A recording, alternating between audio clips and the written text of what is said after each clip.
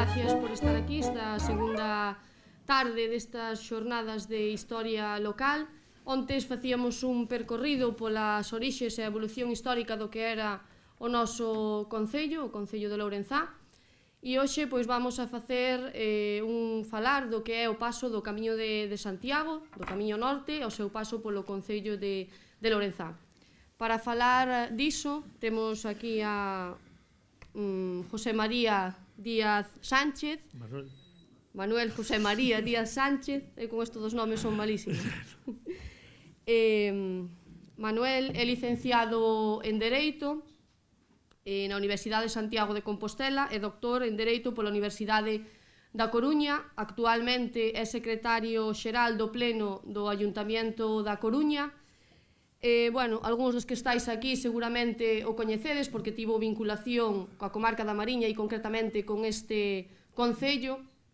Foi secretario nalgúns concellos como de Castropol en Asturias, o de Mondoñedo, o Concello de Santa Eulalia de Oscos tamén en Asturias, no Valadouro, e concretamente aquí no Concello de Lourenzá foi secretario dende o ano 1988 ata 1994. Tamén foi secretario da Mancomunidade de Concellos e Municipios da Mariña Lucense e, relacionado pois co Camiño Norte, fixo numerosos estudios, foi participante en varios congresos internacionais de estudios xacobeos, especificamente autor de ponencia presentada no Congreso de Estudios Xacobeos organizados pola Xunta de Galicia sobre o Camiño Norte e as rutas asturgalaicas, desde as orixes do Camiño de Santiago, celebrado en Santiago de Compostela do 4 ao 6 de novembro do ano 1993, dirixido por José Carro Otero e organizado pola Dirección Xeral de Promoción do Camiño de Santiago da Consellería de Cultura da Xunta de Galicia. Foi un dos fundadores da Asociación Asturgalaica de Amigos do Camiño de Santiago e presidente da Asociación de Amigos do Camiño do Norte da provincia de Lugo e colaborou neste ámbito con concellos e outras institucións, efectuando diversas colaboracións en medios de comunicación.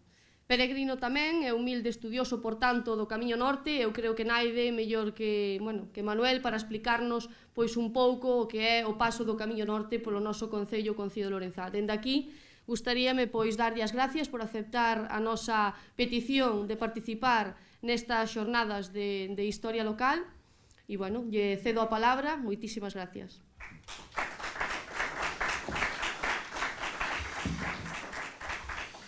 A ver, isto está xa así, funciona? Sí, é que... Así? Levanta un pouquiño. Como me digas, o poñemos aquí de lado, a ver. Funciona ou non funciona? Sí, sí. Sí, pero levanta un pouco. Vale, así. Boas tardes a todos, moitas grazas pola súa presencia.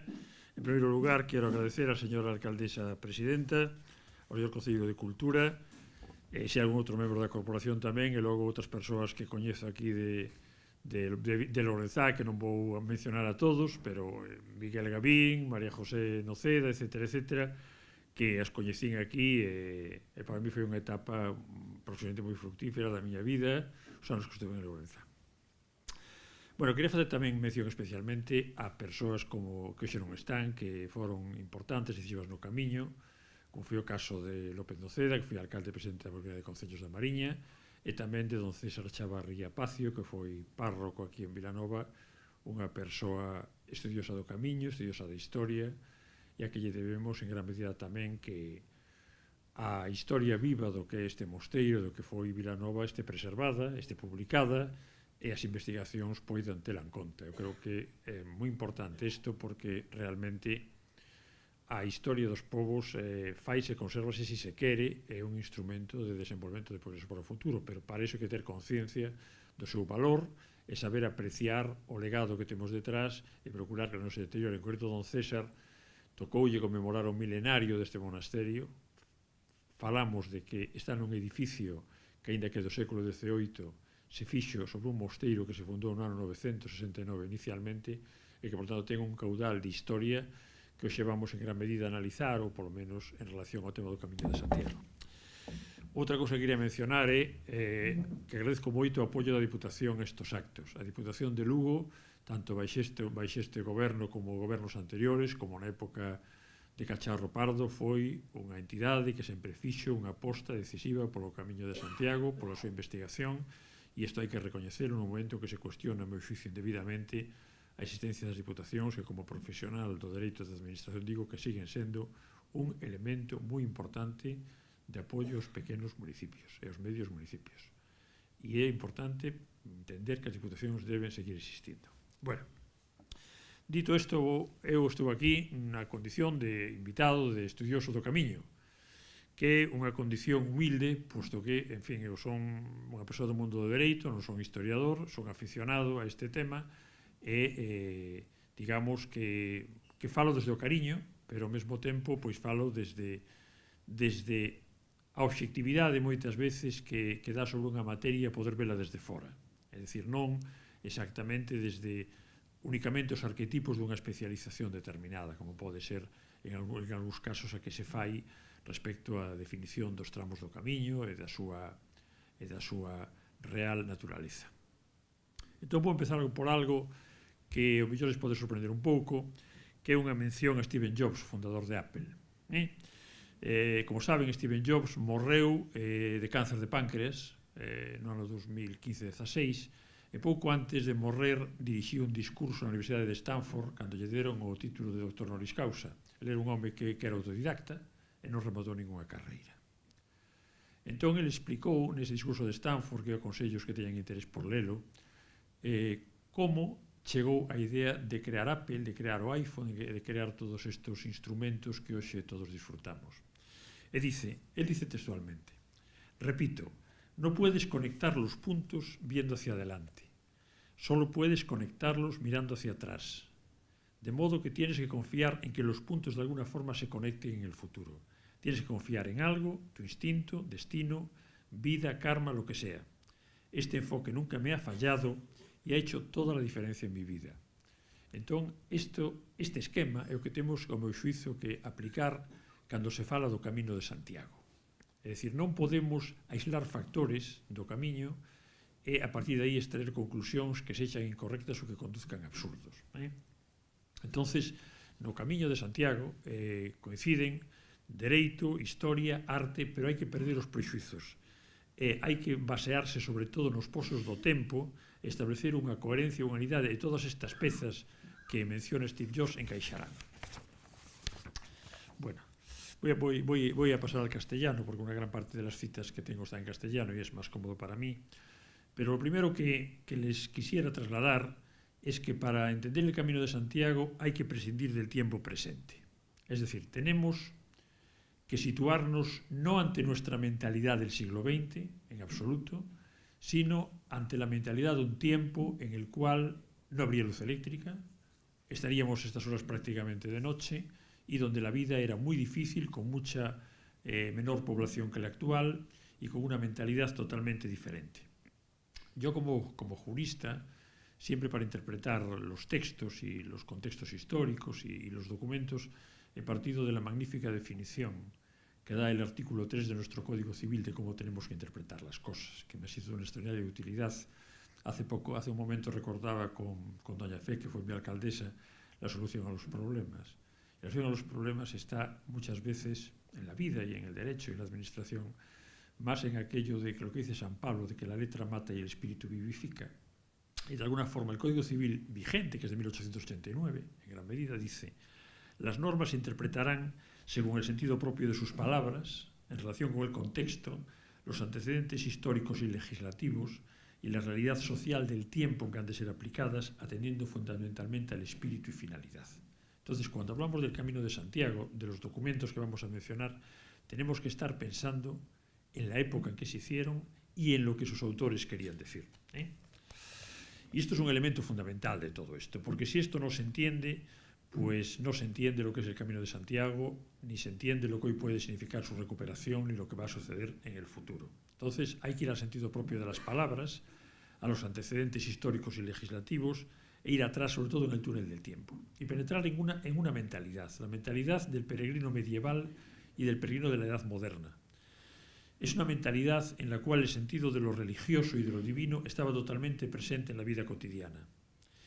Y para ello hay que partir, para entender cómo en su época se reflejaba lo que era un peregrino, del concepto de peregrino jurídico de las partidas, fijado por ejemplo por Alfonso X en el siglo XIII, cuando nos dice, vamos a las partidas, les comento, fue la primera norma jurídica en los reinos de España, que trató de dar a Alfonso X una unidad jurídica a los reinos, tener, digamos, unas normas, un lenguaje, unos conceptos comunes. Y entonces esto es muy importante, porque cuando define al peregrino, siglo XIII, repito, dice, ¿quiénes son peregrinos? Son los que andan en peregrinaje a Santiago, a San Salvador de Oviedo y a otros lugares de luenga y de extraña tierra. Entonces, este es el primer aspecto importante, es decir, peregrino, jurídicamente, cuando aparece la palabra, es sobre todo personas que iban en peregrinación a Santiago o a San Salvador de Oviedo. Ambos temas están íntimamente relacionados con Lorenzá y con la peregrinación que por aquí pasaba. Bien, ¿por qué peregrinaba la gente? Esto es un tema que es importante para valorar la cantidad y la calidad de los peregrinos.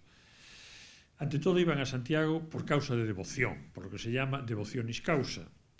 El peregrino siente pues, como una atadura, un vínculo personal con un santo, con unos santos, y quiere peregrinar, quiere aproximarse a la tumba, quiere estar junto a la tumba, quiere estar junto a las reliquias.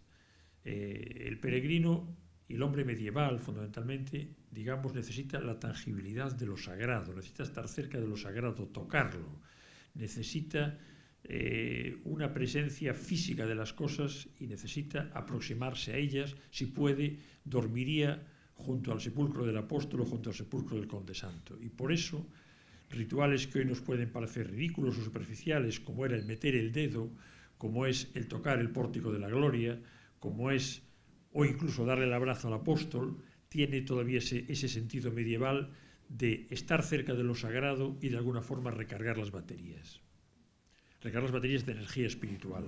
Entonces, el peregrino, digamos, procuraba en su ruta ir por todos aquellos lugares donde pudiese, digamos, percibir esa presencia de lo sagrado y percibir esa fuerza telúrica que se derivaba de las reliquias a las que se les presumía una santidad y, por lo tanto, un especial beneficio espiritual.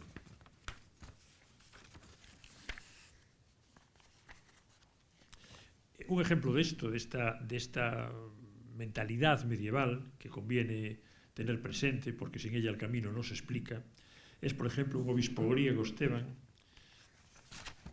que en el siglo XII abandona todo, llega a Santiago y obtiene incluso una licencia para vivir en la catedral en continua oración, vigilia y ayuno el resto de su vida. O, por ejemplo, Facio de Cremona, que un italiano que hizo el camino de Santiago 18 veces, otros como San Francisco de Asís, que hay la tradición de que peregrinó por estas tierras y que en concreto se conserva en Navia de Asturias la tradición de que en el castillo de Anleo, de un clavo donde se dice que había colgado su hábito San Francisco y que fundó, según la tradición, no está documentada, el convento de San Francisco de Ribadeo, que estaría en la plaza de Ribadeo donde hoy está la iglesia, sería el antiguo convento de San Francisco, extramuros de las murallas de la ciudad. Bien, también hay otra tipo de peregrinación, que es la peregrinación para cumplir un voto, cuando alguien salía bien de una situación, en la Edad Media, en la Edad Moderna, hacía voto de peregrinar a Compostela. Y también hay, dentro de las motivaciones religiosas del camino, en su momento, el deseo de ganar indulgencias y la posibilidad de asistir a cualquier hecho milagroso de los que se produjeron en el espacio sagrado del camino. Esto es muy importante porque el Camino de Santiago, en todas sus rutas, está plagado de espacios milagrosos. Y entonces el peregrino trataba de alguna forma de aproximarse a esos espacios e incluso, si era posible, de que en él se le produjese algún milagro, una curación, etcétera, etcétera. Pero también hay peregrinos con pretextos, es decir, no hay solo peregrinaciones puramente espirituales. Y hay un caso curioso de un peregrino que pasó por Lorenzana, concretamente, que se llamaba Guillermo Monier, de mediados del siglo XVIII, y que estaba ante la siguiente situación. Él había contraído una deuda durante la mili con su capitán, una deuda importante que no podía pagar. Y entonces era molestado y podía ir a la cárcel.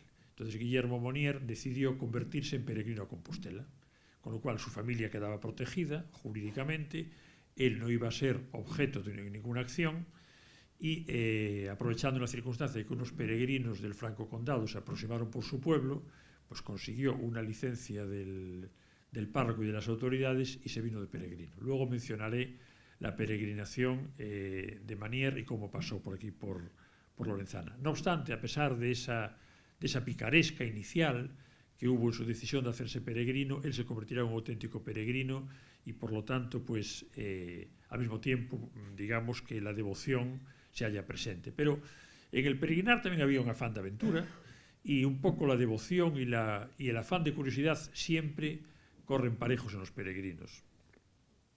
Precisamente quien escribe el relato de Guillermo Manier nos cuenta que los móviles, aun en los corazones más sencillos, son de ordinario más complejos y menos puros. El campesino varía poco.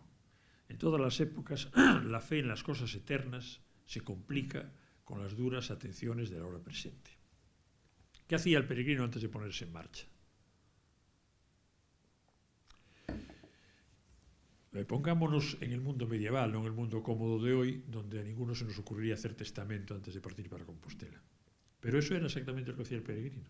El peregrino obtenía una autorización de la autoridad civil, lo que se llamaban las cartas dimisorias de su obispo o del prelado o del párroco del que dependía, hacía testamento y se ponía en marcha. Es decir, pero a Compostela no sabía si volvería. Es una situación que tenemos que ponernos en ella. Y entonces, digamos que a partir de ahí se producía pues la entrada en un estatus jurídico distinto, que el peregrino no podía ser molestado durante su peregrinación, tenía libre paso de las fronteras, y es más, hay documentos en Francia en que la firma del sacerdote, que autorizaba con la carta dimisoria, aparece también con un lacre rojo de la autoridad civil que respaldaba todo eso. También, salvo que empezase a vivir de la caridad, y esto estaba reglamentado, el peregrino tenía que pensar necesitaba dinero para poder hacer frente a todos sus gastos durante los meses que duraría su peregrinación. Y la indumentaria del peregrino pues era muy sencilla, era como un salvoconducto para acreditar la condición de peregrino. Tenía la alforja la llevaba siempre cruzada al pecho, y que contenía la alforja: las provisiones más elementales, los certificados de que estaba en orden ante las autoridades civiles y religiosas y que podía ser peregrino, y una cadena que realmente se entregaba como ofrenda en Compostela. Y llevaba el bordón que no es el bastoncito con el que jugamos hoy, ni que venden en las tiendas de recuerdos, no que va. Era una vara fuerte de madera, de prácticamente 2 metros, que tenía una punta de hierro y con la que podía no solo apoyarse, sino defenderse de las alimañas, y a veces de las alimañas de 2 patas también. Y luego llevaba una calabaza vacía, que se llenaba con agua o vino, y que se usaba pues para eso únicamente. Y luego las insignias propias de peregrino, que eran, si podía, pues una concha o una vieira. Es decir, el peregrino viajaba desasistido absolutamente. Y esto es la primera idea importante que quizá tiene la idea de la peregrinación. Es decir, ¿cuántas cosas son innecesarias para ponerse en marcha? Es decir, el peregrino solo llevaba aquello con lo que podía cargar y era lo mínimo. Y tenía que acogerse en gran medida pues a la hospitalidad o la caridad que encontrase durante el camino. Y precisamente una ceremonia que se verificaba era la bendición de la alforja y el bordón antes de partir de peregrinación. En el atrio de su pueblo, en presencia del sacerdote y de muchos miembros de su familia y de la comunidad, se le bendecía y el peregrino se ponía en marcha. Y se unía al peregrino o individualmente o a una caravana de gente que se iba a poner en marcha hacia Compostela. Y entonces se oía normalmente en los atrios de las iglesias o al salir al camino un grito que lleva más de 1000 años practicándose, de adhesión y ánimo a los caminantes de Dios, que es Eultreia e Suseia, que es adelante, arriba y que Dios nos ayude.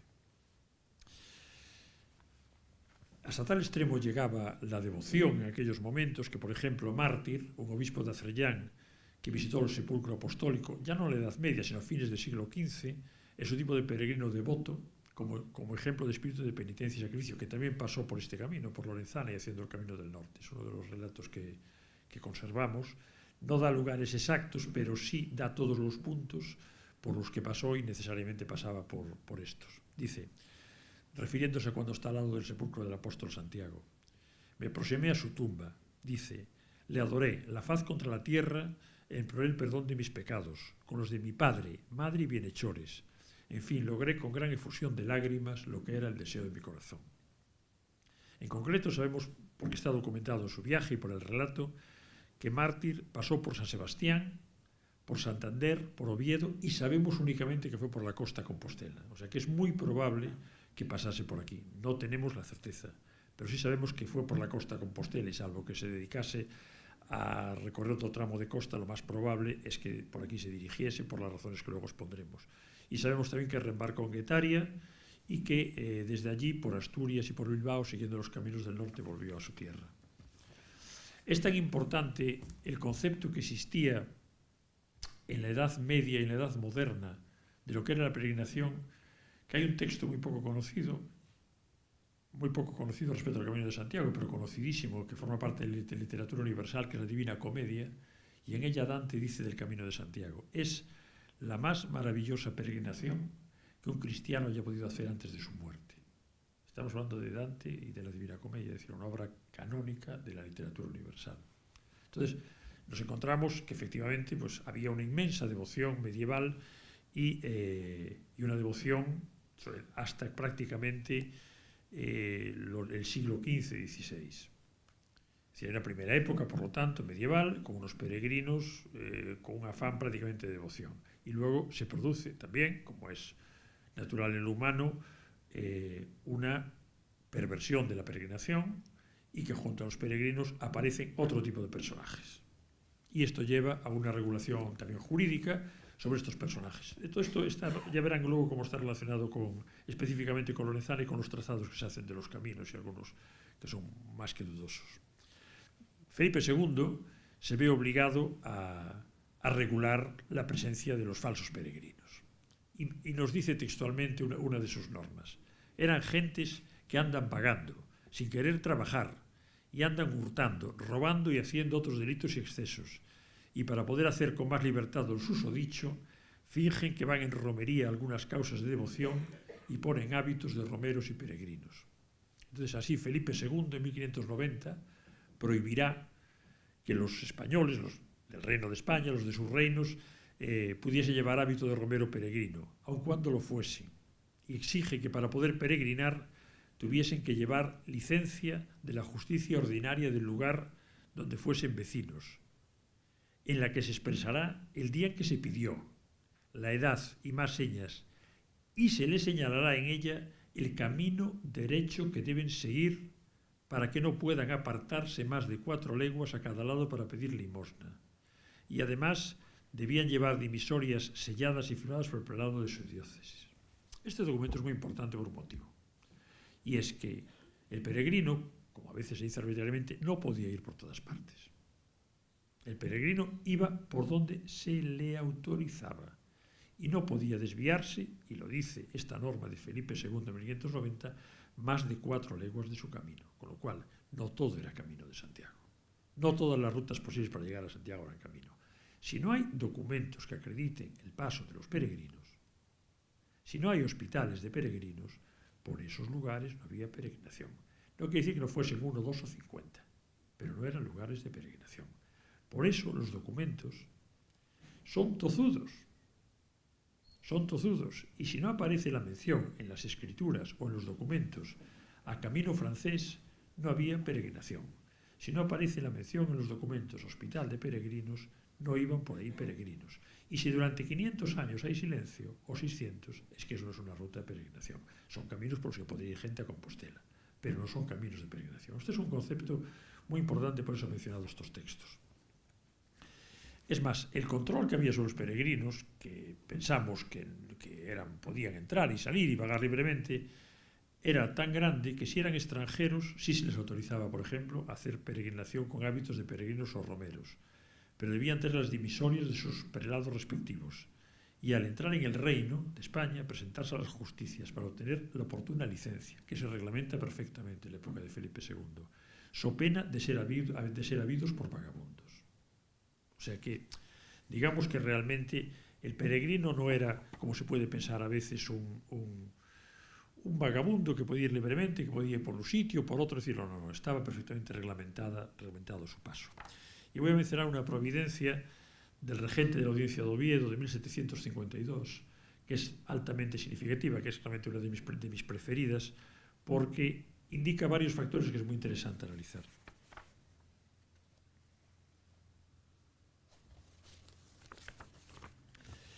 Estamos en un periodo muy tardío, estamos ya en el siglo XVIII, es decir, cuando prácticamente las peregrinaciones están en su tramo final. Entonces había tanta cantidad de falsos peregrinos por el camino del norte, por esta ruta, por las rutas de Oviedo a Compostela, que se prohíbe la entrada en el Principado de Asturias por parte del regente de Audiencia de Oviedo, dado el extraordinario número de extranjeros que vagaban diciendo ser peregrinos, si no tenían sus papeles en regla, y dice: si peregrinan por la Marina, que es el camino que llaman francés, tomen, además de las dimisorias de su obispo, licencia de los jefes que hay en la entrada de estos reinos y de las 4 villas del mar de Cantabria. Y prosigue: a los que llevaren mujeres en su compañía, diciendo ser propias, se les exija fe de casamiento, y no exhibiéndola se les ponga presos y se les haga causa. Es decir, imaginémonos, primero, es importante esto porque nos indica la picaresca que existía, que había muchos peregrinos aún en el siglo XVIII, muchos falsos peregrinos, y que había la conciencia social y en el ámbito jurídico de que esto también era camino francés. Es decir, que los tramos de Santander y de Asturias eran camino francés, y lo dice una norma, es decir, una providencia del regente de la Audiencia de Oviedo. Dice: se peregrinan por la Marina, que es el camino que llaman francés. Es decir, porque en nuestro tiempo nos hemos acostumbrado a que se denomine camino francés al camino de la meseta. Y los documentos son tozudos. También se denominaba camino francés al camino del norte, al camino de la costa, al camino que va de Oviedo a Compostela y al camino que pasa, por supuesto, por Lorenzana. Como veremos que hay documentos de aquí que lo dicen también. Bueno, por no aburrirles sobre este tema, Luis XIV también en Francia trata de regular los abusos de los que abandonaban el reino bajo un pretexto de devoción y peregrinación, y regula perfectamente pues lo que pueden hacer, lo que necesitan, el consentimiento que requieren, etcétera, etcétera, etcétera.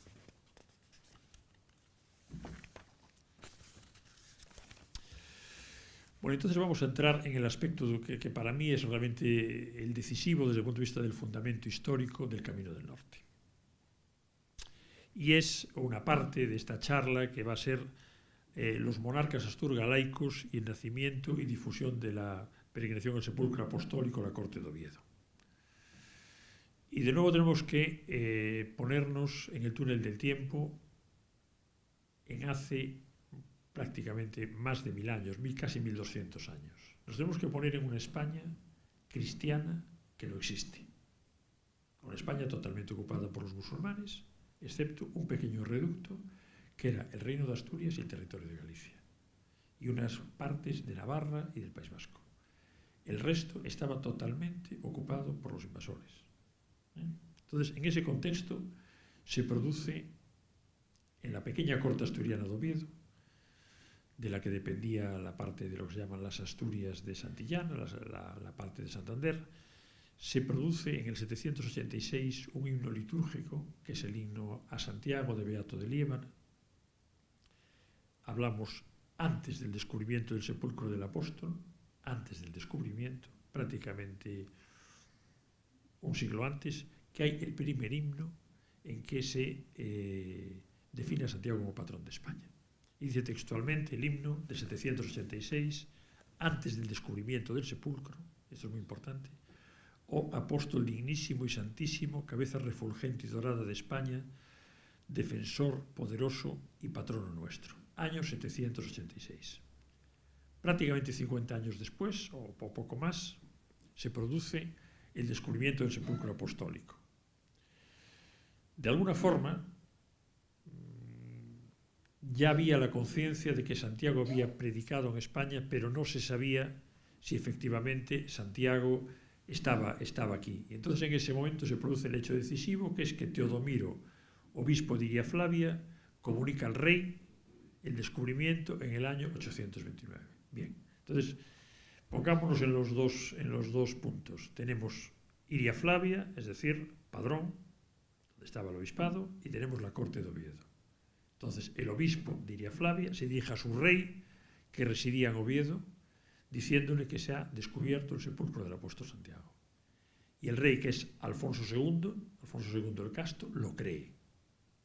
Lo cree, peregrina con su corte a Compostela y se construye la primera pequeña iglesia en Santiago. Entonces, el marco es... El resto de España piensa que está ocupado por los musulmanes. No hay camino de Santiago todavía. Entonces, ¿cómo nace el camino de Santiago? El camino de Santiago nace históricamente en las rutas de Oviedo a Santiago. No había otra opción, no salió de otro sitio. Es el rey, el único rey cristiano de España que peregrina con su corte a Compostela. No peregrinó por aquí. Por los datos que tenemos, peregrinó siguiendo la ruta del interior por Puebla de Burón, Fonsagrada, Lugo, que es la principal ciudad de la época, y Santiago.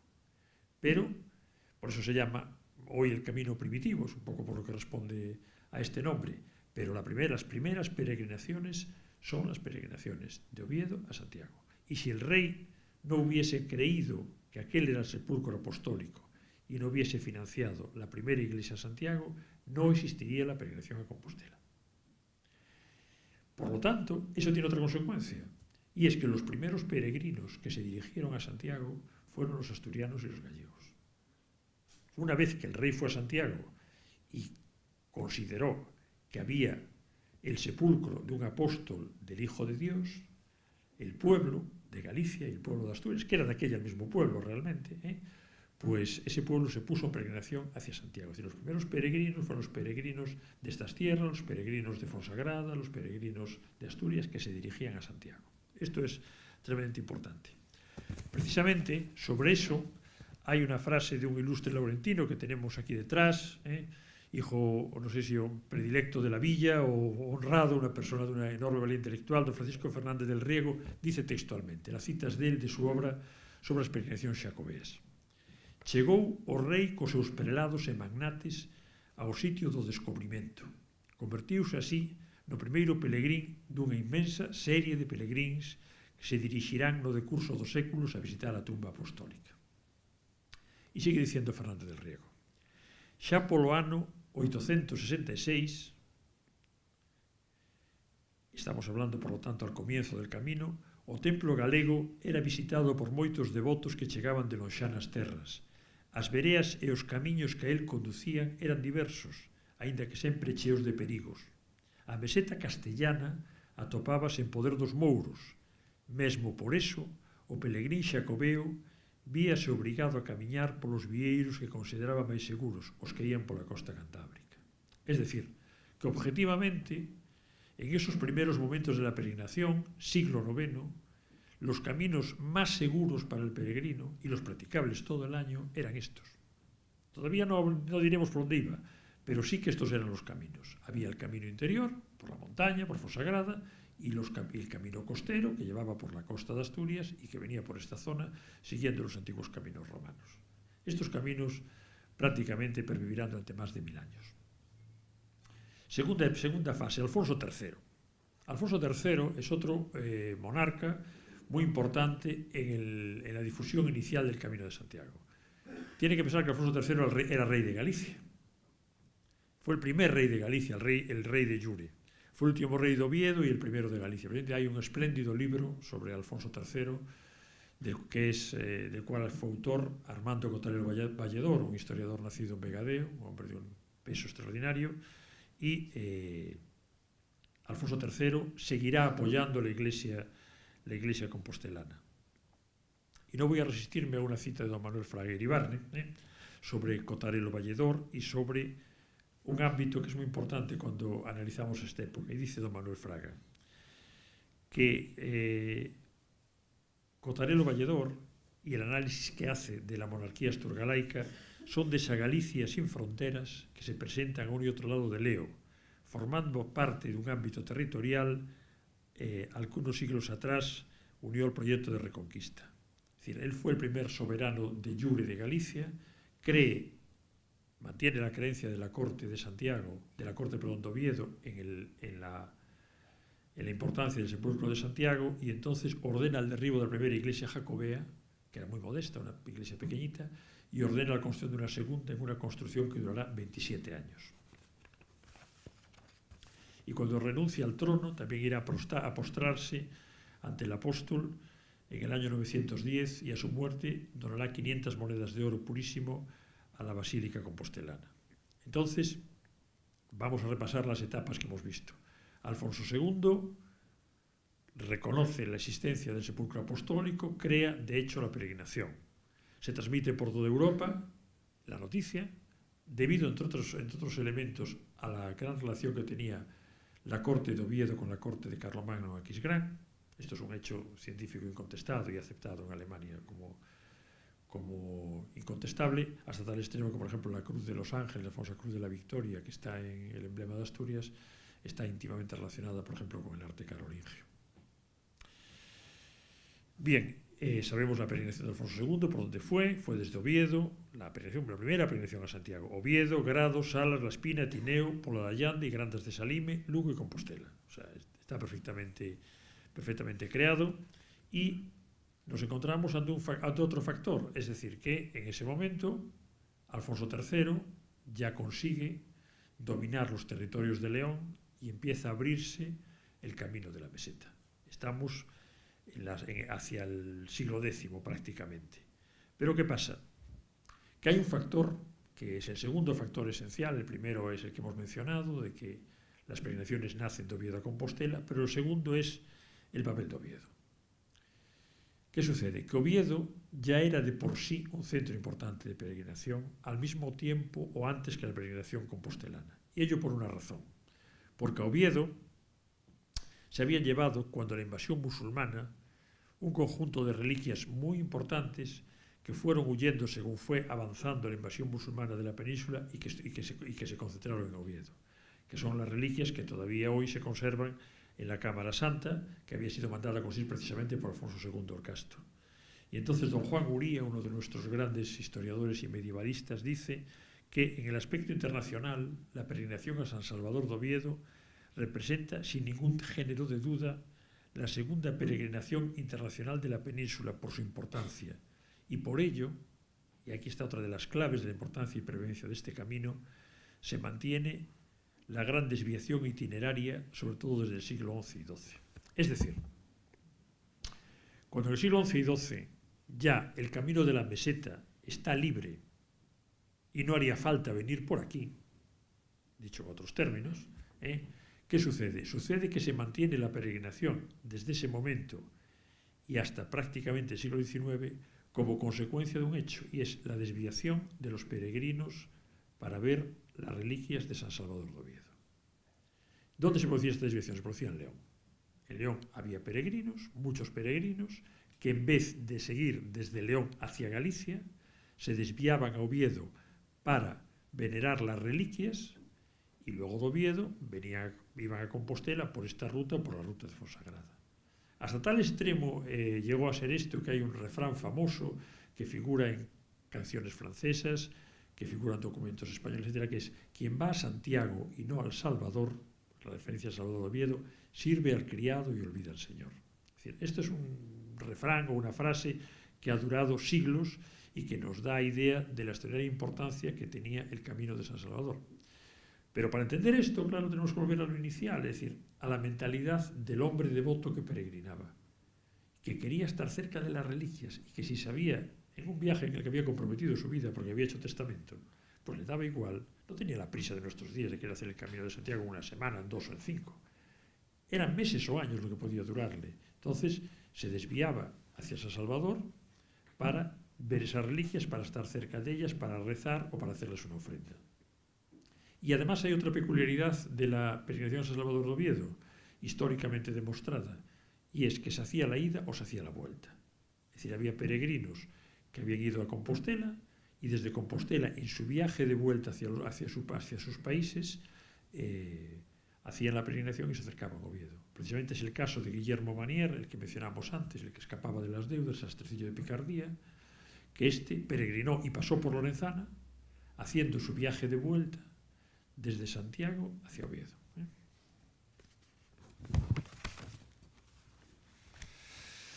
Bueno, y es importante señalar también que esto que parecía hace unos años era discutido ou era pouco frecuente, e cada vez en maior medida se va tomando conciencia de la importancia de los caminos del norte y de los caminos que iban por Asturias, por el País Vasco, etcétera, etcétera. Precisamente Esteban de Garibay, en el siglo XVI, en 1571, en un compendio historial nos dice: el camino inicialmente iba a las tierras que llaman de la montaña, y de ellas a las Asturias, primero de Santillana y luego de Oviedo, cuya muy devota iglesia de San Salvador visitando entraban en Galicia. Otro aspecto que es importante es que esto no es una afirmación, es decir, hay documentos que lo avalaban, pero que progresivamente, según se profundiza en la investigación, en cada vez mayor medida se ve cómo los caminos asturianos se mantuvieron y cómo, si se bucea adecuadamente en los documentos y se le dedica tiempo, aparecen cada vez mayores datos que nos indican la pervivencia de la peregrinación de Asturias a Galicia y la presencia de peregrinos que iban a San Salvador de Oviedo y que luego se dirigían a Compostela. De hecho, en el año 2007 se publicaron varios documentos procedentes del Archivo Secreto Vaticano, correspondientes a la diócesis de Oviedo, de los cuales yo tengo una copia, y nos manifiestan abiertamente precisamente eso, que muchos peregrinos que iban a Santiago pasaban antes por San Salvador de Oviedo y precisamente iban a ver su Cámara Santa, donde había estas reliquias que eran para ellos tan importantes. Y en concreto aparecen documentos de un extraordinario interés porque se refieren a algo que, si no fuese cierto, no existiría, y son las donaciones económicas para mantener edificios y para hacer puentes para que estos peregrinos pasasen. Por ejemplo, en Peñíscola, en 1414, el Papa Benedicto III de Aviñón otorga al Hospital de Santa María Magdalena de Pobra de Navia, es nuestra Navia actual, la Navia de Asturias, la Navia de aquí al lado, diócesis de Oviedo, una serie de indulgencias a favor de los fieles que visitando este lugar colaboren en la reparación y adecentamiento. Estamos hablando del Hospital de Peregrinos de Navia, documento de 1414. Otro documento que aparece fechado en Florencia en 1419, relativo a un puente que había cerca de Mieres, y dice: ya que eran muchos, hablamos siglo XV, 1419, ya que eran muchos los peregrinos y viandantes que recorrían la diócesis de Oviedo, camino de Santiago de Compostela y de San Salvador de Oviedo, y muchos de ellos morían a causa de la abundancia de las aguas y de las inundaciones de un río sin puente alguno cerca de Mieres, Gaspar, pobre ermitaño de Santa Catalina de Montesacro, había iniciado a construir dicho puente, y puesto que se necesita más limosnas para llevar a término la obra, ahora el obispo, el deán, el capítulo y ciudadanos de la diócesis de Oviedo se dirigen al Papa Martín V solicitando 10 años y 40 días de indulgencias para cuantos colaboren en la construcción de dicho puente, así como de la ermita de Santa Catalina. Es decir, siglo XV sigue siendo necesario. Aparece otro documento también posterior, de la misma época, hablando del peligro constante que conlleva la ausencia de dicho puente para los fieles y peregrinos. Es decir, el concepto de peregrino es el concepto del que peregrinaba a Santiago y que seguía utilizando estas rutas del Camino del Norte. Otro de 1427 dice: algunos fieles que han comenzado a edificar un hospital bajo la invocación de Santa María para pobres y peregrinos, como asimismo un puente situado en el territorio de Colunga, cerca del mar, diócesis de Oviedo, piden al Papa Martín V una rica indulgencia para completarlos y mantenerlos. Otra más, también próxima, del Camino de la Costa, del Camino del Norte, en Cudillero, 1432, en Roma. A instancias de Pedro Alfonso de Cudillero, presbítero de la diócesis de Oviedo, el Papa Eugenio IV concede 1 año y 40 días de indulgencia en ciertas festividades litúrgicas a cuantos visiten anualmente y ayuden a la reparación y conservación de las capillas de Santa María de Atalaya, del Barca y de Codillero, capillas que se encuentran en el Camino de Santiago de Galicia, muy concurrido por peregrinos, y adjunto tiene un hospital con un faro para guiar las naves. Es decir, los documentos nos van diciendo siempre que se mantenía la ruta de peregrinación entre Asturias y Galicia y que esta ruta existía cercana a la costa y que por lo tanto es muy razonable pensar cuando no haya documentos en otras partes, que seguirían un trazado esos peregrinos entre esos lugares para llegar a Compostela, que no buscarían una solución muy extraña. Aparece otro, en Harrio, aquí al lado también, julio del 25 de 1432, siglo XV, puesto que el hospital edificado en honor de San Juan Bautista en el lugar de Harrio, diócesis de Oviedo, vía de peregrinos,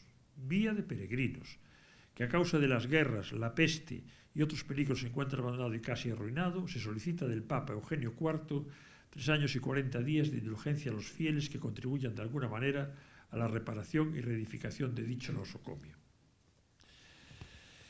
Bueno, aparece otra también de Oviedo, que hospedan pobres y transeúntes que se dirigen al Papa, a Santiago de Compostela y solicitan del Papa Eugenio IV 10 años y 40 días de indulgencia en remisión de sus pecados a cuantos visiten dichos lugares y colaboren con sus limosnas para que dichas casas puedan convertirse en hospital.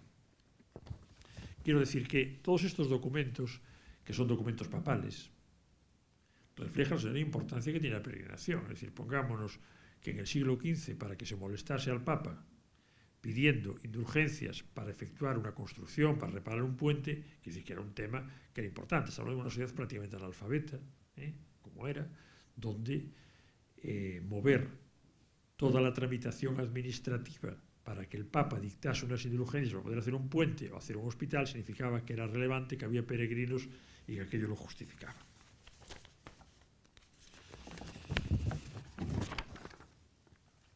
Bueno, entonces ya, digamos, definido esto, está claro conceptualmente que existía una ruta de peregrinación, que esta ruta de peregrinación era una ruta de Oviedo a Compostela y que esta ruta se dirigía por la costa. Es decir, hemos visto que había hospitales en Navia, que había hospitales en Cudillero y entonces, de alguna forma, se penetraba en Galicia.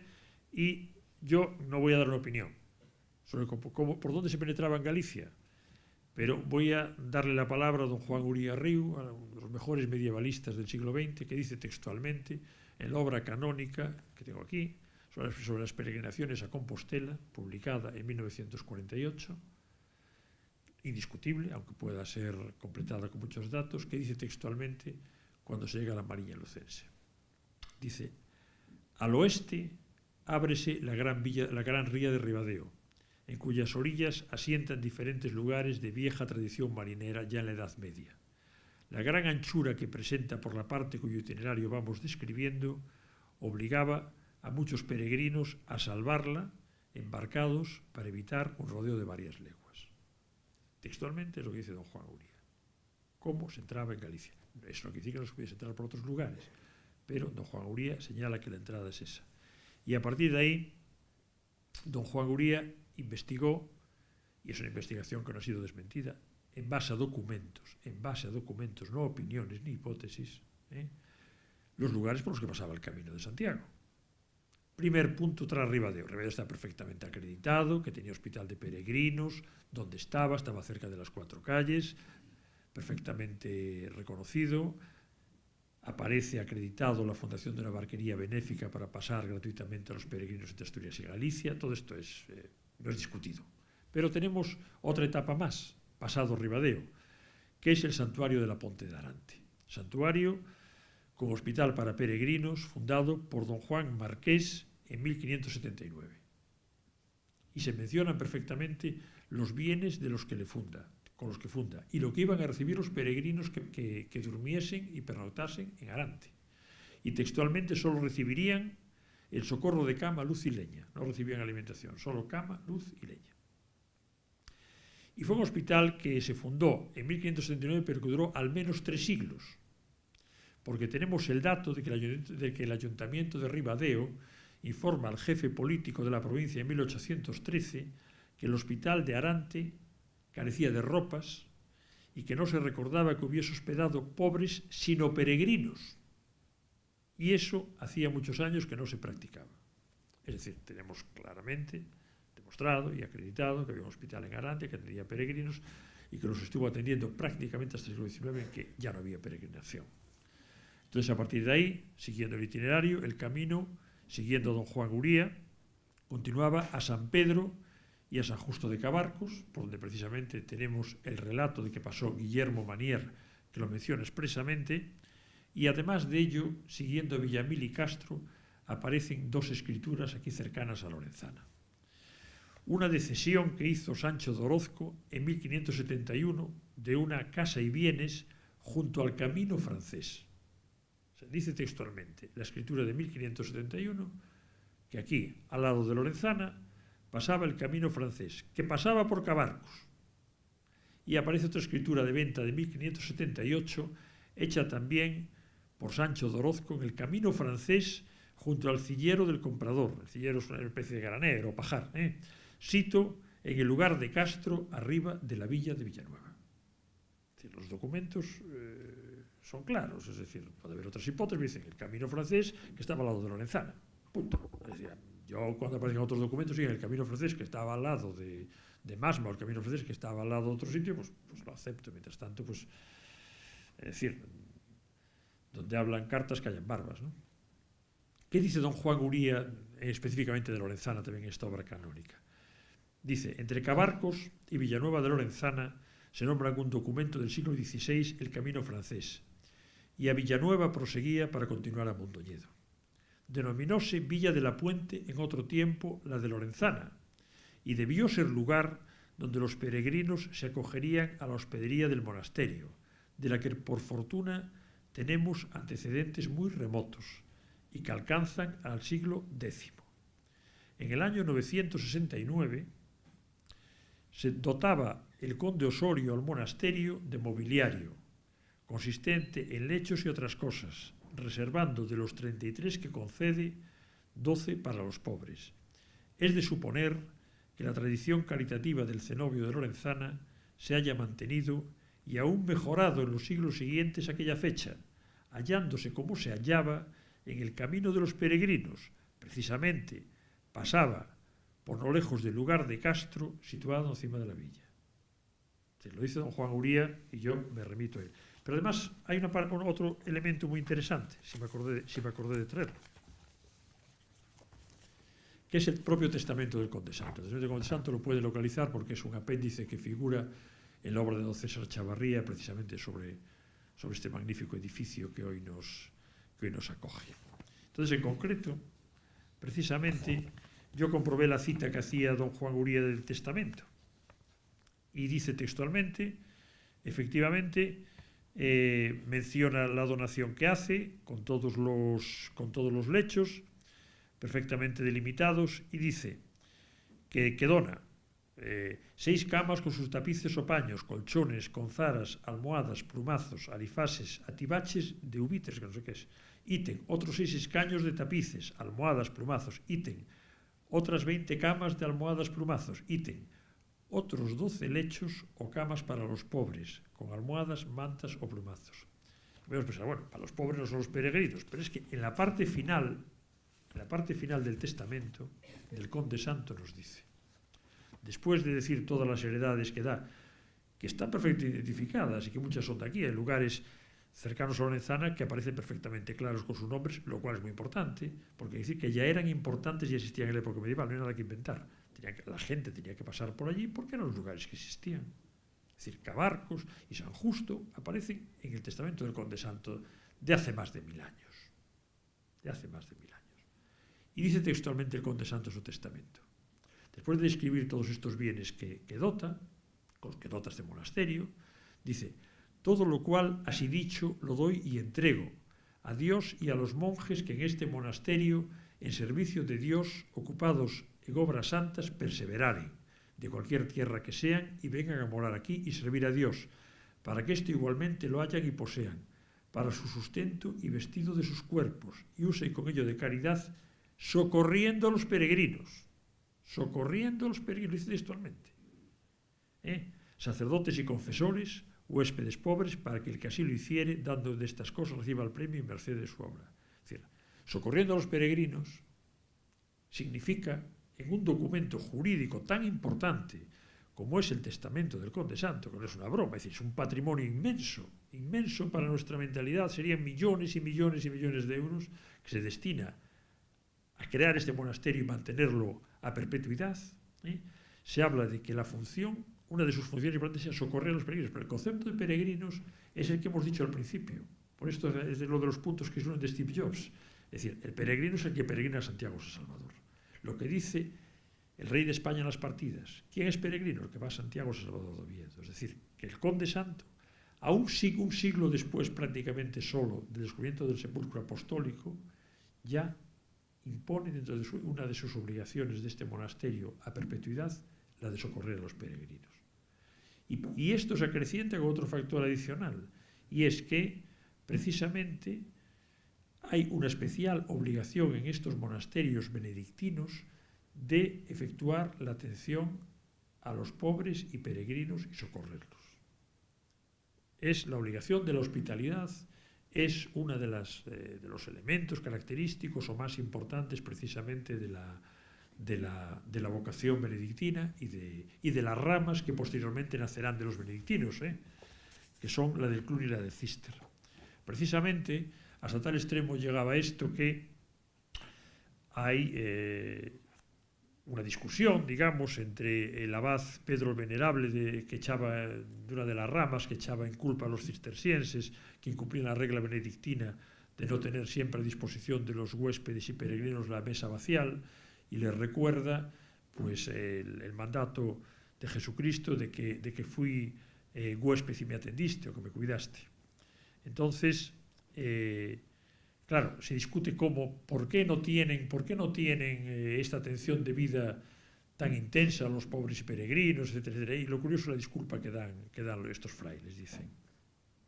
Bueno, les explica por qué razón el abad y la comunidad no lavaban los pies a todos los huéspedes y peregrinos que se presentaban ante las puertas del monasterio demandando su atención. Y se contesta por este monasterio a esta crítica diciendo que lo hacían todos los días los monjes por turno, salvo los enfermos y el abad, pero solo con 3 huéspedes, porque si hubieran de hacerlo con todos, no tendrían otra cosa que hacer en el día, viéndose forzados a abandonar el coro y demás obligaciones. Añaden en la respuesta que a las hospederías del monasterio, digo esto por la importancia que tenía la hospitalidad para estos monasterios, es decir, porque la gente necesariamente venía a acogerse a ellos, no iba a buscar otros lugares extraños. Dice, afluían tanto a las hospederías del monasterio, afluían tanto los clérigos como los soldados, rústicos, siervos, comerciantes y hasta mujeres. Y que si la regla hubiera de observarse a la letra en este punto, el mundo se metería en el convento después de haber huido de los monjes. Es decir, era tal la obligación de hospitalidad que tenía que este monasterio trataba un poco de defenderse, digamos, de que se considerase pues excesivo o hubiese un abuso de esta hospitalidad.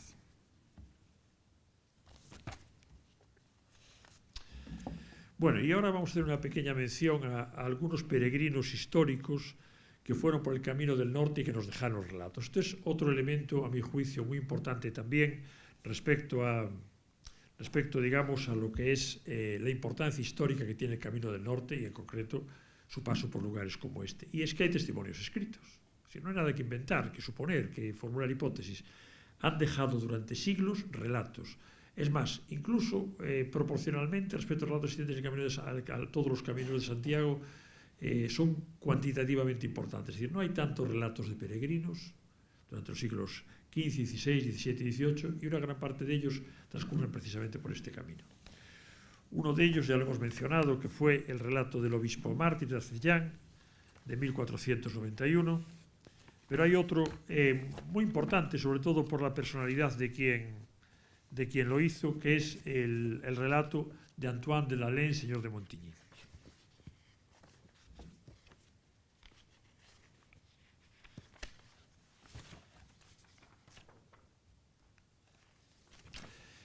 Este es un relato que tiene una gran importancia porque era uno de los nobles flamencos designados por Felipe el Hermoso para que lo acompañasen en su viaje a España. Entonces, sabemos perfectamente, gracias a su relato, qué recorrido siguió para ir a Compostela. Es decir, situémonos, por lo tanto, en un noble importante de la época, un noble que viene a acompañar al rey de España en el primer viaje a España. ¿Qué recorrido sigue? No se inventa un recorrido. Sigue el recorrido más seguro, más transitado, y que sería el que seguirían los peregrinos, que además, como hemos visto, tenían prohibido apartarse de la ruta mucho. Entonces, Antoine de Lalén tiene un relato que es realmente interesante porque primero fue a San Salvador de Oviedo y luego de San Salvador de Oviedo se dirigió a Santiago de Compostela. Y entonces es un doble testimonio tanto de la ruta por donde fue como de la vigencia y pervivencia y de la unidad entre la peregrinación a San Salvador de Oviedo y la peregrinación a Compostela. Nos cuenta y confirma precisamente que es en la Pola de Gordón donde se separa el camino francés de la Meseta del camino que lleva a Oviedo, y menciona incluso el temor y la dificultad que les inspiraba a los peregrinos tomar la decisión de dirigirse hacia Oviedo, y decían algunos peregrinos, dice el de los peregrinos, por cuyo camino varios peregrinos temen pasar para ir a Santiago, porque está poco habitado, es estéril y mucho más montañoso que el otro. Son muy curiosos estos relatos de los peregrinos de la época, porque dice, por ejemplo, que Vizcaya y Asturias son los países de España donde se vive más caro. Deja esa reflexión ahí y es una reflexión que es como mínimo curiosa. Bueno, sabemos lo que hicieron, estuvieron en Mieres, se alojaron en Oviedo, oyeron misa en la catedral el 25 de marzo, vieron la Cruz de los Ángeles que hemos mencionado antes, y ellos en principio lo que pensaban era haber ido por mar desde Avilés a La Coruña, pero como uno de los acompañantes estaba medio enfermo, fue por lo que gracias a Dios decidieron hacer el relato por tierra y nos contaron por dónde vinieron. Sabemos que se detuvieron en Cudillero, que comieron en Cudillero, comieron en Luarca, pasaron un puente que había cerca del Luarca, era un puente que temblaba, durmieron en Otur, un lunes de marzo de 1502, y otra cosa curiosa, el martes de ese día de ese mes de marzo de 1502, cruzaron la ría de Ávila de Ribadeo, y sabemos por su relato que cruzaron ambas rías con sus caballos en el mismo día. Es decir, que un viajero del siglo XVI cruzaba la ría de Navia con su montura y la ría de Ribadeo sin ningún problema en el día. Es decir, que no era algo extraordinario, sino que había un sistema de barquerías que permitía que personas y monturas pudiesen cruzar ambas rías. Esto es muy importante de cara a la ría de Ribadeo, que es más ancha que la de Navia. Sabemos que pernotaron en la villa ribadense a dormir. Esto fue un miércoles un martes, el martes, después de haber cruzado la ría. El miércoles durmieron en Villamayor, Mondoñedo, es decir, pasaron por aquí, pero fueron a dormir a Mondoñedo, y ellos iban a caballo. El jueves durmieron en Villalba, el viernes en Betanzos, y llegaron a Compostela el 5 de abril, sábado. Y nos cuenta textualmente, además, cómo cruzaron la desembocadura de Leo. Dice que pasaron luego otro brazo de mar, o sea que habían pasado varios. ¿Por qué dicen esto? Pues porque había varios lugares en que era mucho más cómodo cruzar las rías o los ríos que hubiese que dar mucha vuelta. Y dice, cruzamos luego otro brazo de mar, el más grande y peligroso de los tres, donde estuvimos en peligro, porque había tormenta. Y dormimos en Ribadeo a 9 leguas de Navia. Al día siguiente, después de caminar 5 leguas, nos detuvimos en Villamayor, que es obispado. Es decir, las distancias, las leguas saben que no es una medida exacta, es decir, en teoría oscila entre los 4,5, 5 y 7 kilómetros, dependiendo. Pero básicamente coincide con las distancias que se aprecian en los mapas que existen entre estas localidades, siguiendo los caminos. Otra cosa curiosísima que nos dicen es sobre los naturales de Asturias, una descripción que realmente yo nunca la había visto. Dice, los hombres y las mujeres de Asturias se pueden comparar con los egipcios, comiendo como en esos países. Las mujeres llevan pequeños jarros con asas y pequeños aretes colgando de sus orejas y grandes anillos a manera de estribos. Yo, este noble flamenco, no sé con quién trataría en Asturias, pero la descripción que nos hace. Bueno, tenemos otros viajeros famosos que utilizaron esta ruta también, que pasaron por aquí. Otro caso es Jacobo Sobiewski. Jacobo Sobiewski es un peregrino polaco, fue padre del rey Juan III de Polonia, un rey muy importante, porque Juan III de Polonia fue el rey que derrotó a los turcos en Viena y impidió que Europa cayese en manos del Islam en aquel momento, en el siglo XVII, el hombre que echó a los turcos de Europa. Entonces, sabemos qué peregrinación hizo, es canónica también, en el sentido de que refleja lo que sostenemos de la vigencia de la peregrinación a San Salvador de Oviedo y a Compostela. Fue por el camino francés interior hasta León, luego subió a Oviedo, y sabemos que siguiendo la línea costera entró en Galicia por Ribadeo. Y de ahí sabemos que se dirigió a Compostela. Dice de Asturias, que este reino es muy incómodo para viajar y más desagradable que el de León. Lo que da alegría es que se va por la costa. Lo que da alegría es que se va por la costa, del mar. De Galicia no tiene buen criterio. Dice que es un reino muy pobre, vacío y de muchas montañas.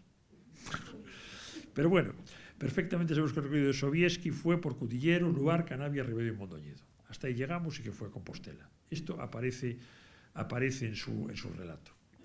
Hay otro relato también más detallado, escrito, de otro francés, en este caso, Jean-Pierre Rac, en 1790. Nos da un relato bastante detallado de su recorrido por las tierras asturgalaicas. Nos dice que hay que ir a San Salvador de Oviedo y que hay que comprar un libro donde cuenta la historia de las reliquias. Y señala las etapas y las leguas correspondientes. Dice, de San Salvador a Grado, 4 leguas. De Grado a Cornellano, 2 leguas, donde nos dice, hay caridad en el convento. De Cornellana a Canero, 6 leguas. De Canero a Luarca, pasando el río en barca, 1,5 leguas. Pasando el río en barca. De Luarca a Navia, 4 leguas. De Navia a Ribadeo, otras 4 leguas.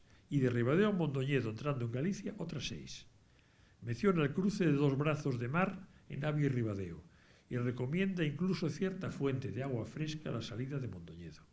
Luego sabemos que pasó por Parga y otros lugares menos identificables hasta Santiago. Realmente fue el último peregrino de siglos pasados que nos relató su viaje, hasta los peregrinos ya de la época contemporánea. Y luego voy a mencionar en esta parte, por último, uno de los peregrinos para mí resulta más simpáticos, que es el famoso Guillermo Mariel, el Satrecillo de Picardía, que fue aquel que comentábamos que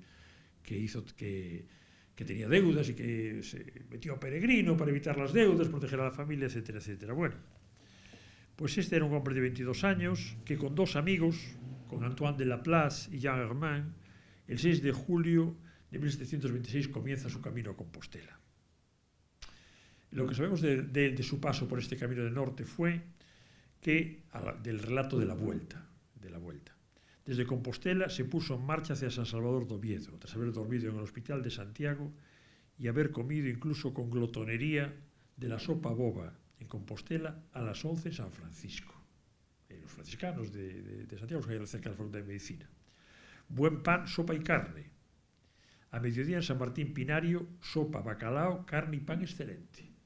Que Manier considera que era raro el pan excelente. A la 1 comen de nuevo con carne los religiosos de Santa Teresa, pan y carne. A las 2 recogen pan de los jesuitas. Y a las 4, extramuros de Santiago van a Santo Domingo a tomar la sopa de cena. Se dirigen a dormir al hostal de los Reyes Católicos, que de aquella era el hospital de peregrinos.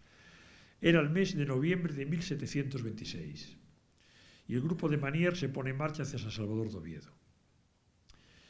El día 6 de noviembre de 1726, Manier y sus compañeros de viaje pernoctan en Sobrado de los Monjes. El día 8 en Villalba, donde pernoctan en una casa al lado del camino. Y el día 9, tras pasar por Santiago de Goiriz, pasan por Mondoñedo, donde a Manier le asombra el tamaño de los laureles y también la existencia de una cebolla de las Indias de un grosor prodigioso. Asimismo cita la existencia en Mondoñedo de naranjos, que tenían naranjas muy buenas para comer. Apenas se detiene en Mondoñedo y sigue a Lorenzana, donde describe un monasterio completamente nuevo. Claro, 1726, el monasterio de Lorenzana, monasterio barroco, está recién construido y Manier de repente pues ve un monasterio brillante, nuevo y le llama mucho la atención y describe precisamente, pero no se queda aquí.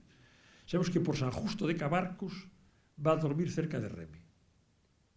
Suponemos que habría dormido en Arante, aunque dice cerca de Reme. Y sigue a Ribadeo y cruza la ría embarcado y nos describe el embarque de la ría. Sabemos que luego va camino de Oviedo, por Tapia de Casariego, donde le dan 5 sardinas, 10 huevos y 4 o 5 libras de pan. Y luego pasa por varios lugares, entre ellos Luarca, que no podemos seguir el recorrido. Pero bueno, es un personaje realmente interesante y que es otro que nos confirma la propia vigencia de esta ruta. Bueno, y ya un poco para acabar, voy a mencionar únicamente un aspecto que yo creo que es importante, dejando ya solo los datos puramente históricos, y es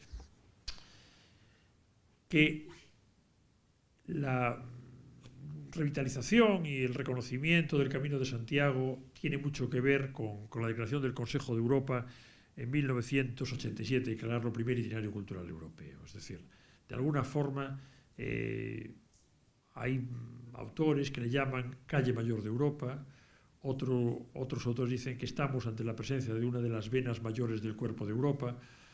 El propio Papa Juan Pablo II, cuando había peregrinado a Compostela, despertando a la juventud de Europa, decía: Europa, vuelve a tus raíces.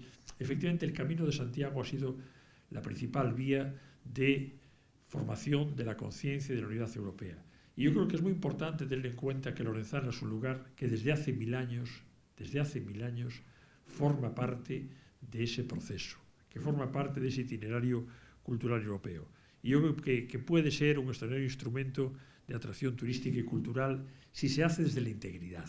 Es decir, si todos los aspectos que configuran el Camino de Santiago se tienen en cuenta. Hoy vivimos tiempos en que una gran parte de la juventud puede prácticamente estar a las puertas del analfabetismo cultural, es decir, de que no puedan entender lo que aquí hay, es decir, de que no puedan entender lo que es el sepulcro del Conde Santo, de que no puedan entender el papel que el monasterio ha jugado, de que no puedan incluso apreciar el valor de lo que tienen. No aquí en Lorenzana, sino en todas partes. Es un fenómeno general. Y yo creo que el Camino de Santiago es un instrumento muy importante para que esto cambie y para que esto, digamos, se transforme. Yo aconsejo que todos los que tengan a alguien cerca que quiera hacer el camino, que lo animen. Es una experiencia tremendamente interesante, una experiencia que cambia a las personas. No conozco a nadie que se haya arrepentido de hacerlo. ¿Y por qué? Hay muchos factores. Hay muchos factores porque el principal es que supone un cambio y un replanteamiento en la vida que se hace. Es decir, cuando uno tiene que ponerse a hacer el camino, la gran primera decisión que tiene que tomar es qué va a llevarse. Y con lo que va a llevarse tendrá que cargar sobre su cuerpo durante tiempo. Con lo cual se prescinde de todo lo que no es esencial. Llegada la hora de aligerarse de peso, se va con lo mínimo, con lo cual la reflexión al segundo día es con qué poco se puede vivir. Con qué poco se puede vivir. Lo segundo tiene mucho que ver con liberarse de las tensiones de la vida cotidiana y de las presiones del mundo moderno. Muchas veces decimos, bueno, tengo la cabeza como un bombo, voy a dar una vuelta a ver si despejo. Bueno, pues el Camino de Santiago para la gente que lo hace es como un gran despeje. Yo tengo amigos que lo han hecho, algunos catedráticos de Oxford, por ejemplo, que incluso que han escrito un magnífico libro sobre el Camino de Santiago, y para ellos ha sido como penetrar en otro nivel de la existencia. Y esto, digamos, tiene su plenitud en hacer el camino si se convierte en un factor de conocimiento cultural. Es decir, si a los lugares donde se visita tenemos todos la capacidad, de acoger al peregrino, hacer la acogida al peregrino y que el peregrino sea capaz de captar y conocer lo que tiene. Y lo que tiene ese lugar para él. Porque da igual que los sitios se peleen por llevar el camino para su sitio o dejar de llevarlo. Eso es irrelevante, nunca se preocupen por eso. Da lo mismo. El problema es lo que le puede decir el lugar al peregrino. Y yo creo que Lorenzana en concreto, y este lugar específico, tiene mucho que decirle. Y yo creo que el éxito de Lorenzana y el éxito de Lorenzana en el Camino de Santiago es ser fiel a los 1000 años de historia que tiene detrás. Y que esta historia sea difundida, que esta historia sea conocida y que se sepa, por ejemplo, que es el único lugar de toda esta zona y de toda la provincia de Lugo donde se puede demostrar que hace 1000 años que se atiende a los peregrinos y que había la obligación de atenderlos porque el Conde Santo obligó a que este monasterio se dedicase a ello y fundó un monasterio benedictino que atendió a peregrinos durante 1000 años y hasta el día de hoy. Entonces, todo esto es lo que yo creo que da la densidad cultural al Camino de Santiago. La explicación de quién fue el conde Osorio Gutiérrez, que es un personaje sorprendente e interesantísimo, que todavía habría que poner en valor, como se dice ahora en estos tiempos, y sobre todo que el peregrino que llegue aquí a Lorenzana pueda llegar a conocer esa historia, que se lo ofrezca, porque ese será el factor dinamizador del propio camino y lo que lo enriquecerá. Y nada más, muchas gracias.